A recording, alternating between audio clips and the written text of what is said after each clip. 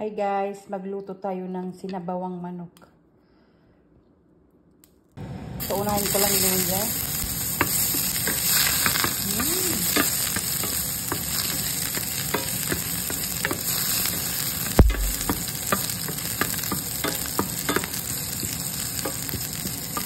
Bawang.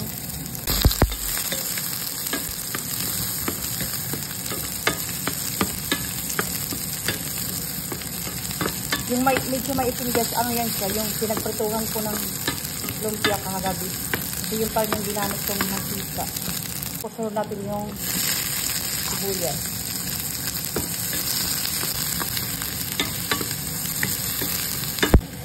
Tapos chicken. Sunod ang chicken. Tapos maglagay lang tayo ng mga seasoning guys.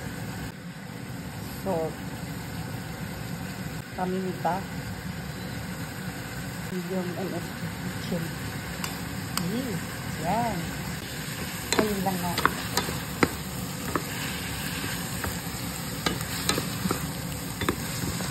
Hindi ko rin naman yung asin kasi maglalagay pa ako ng patis.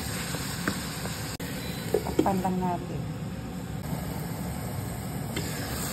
Yan. Tapos maglagay na tayo ng tubig.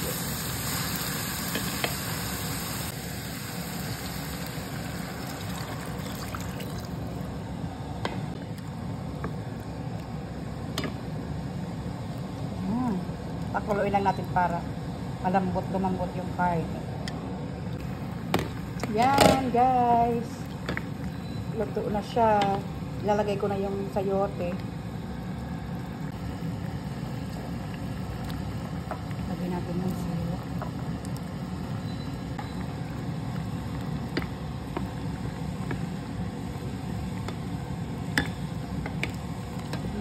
Yum yum.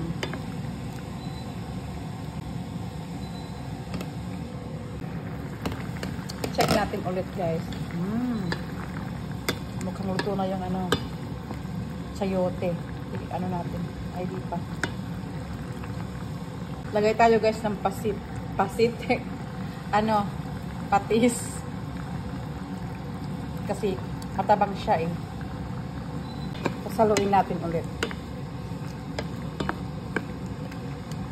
Tikman ko siya. Yan, sarap na. Ako pa natin ulit kasi hindi pa luto yung sayote eh. Check natin ulit guys. I think luto na yung sayote.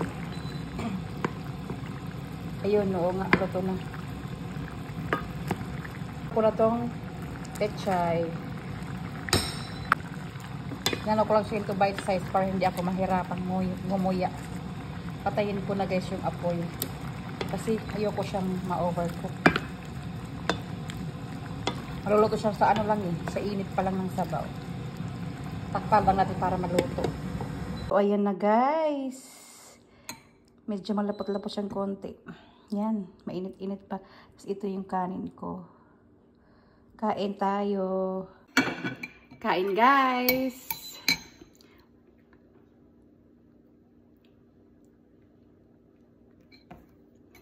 Charap. Lagyan ko siya ng sabaw.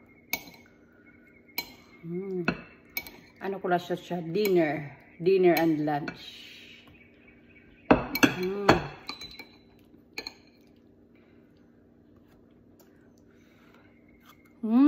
Tamang-tama yung pagkaluto ng pechay. Hindi siya lantak. Mainit nga lang.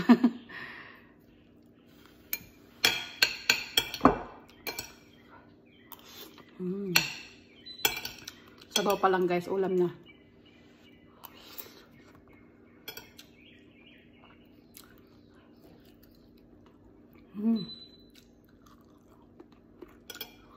Iba talaga pag may patis, masarap siya. Ang pagkain may nilalagay ng patis.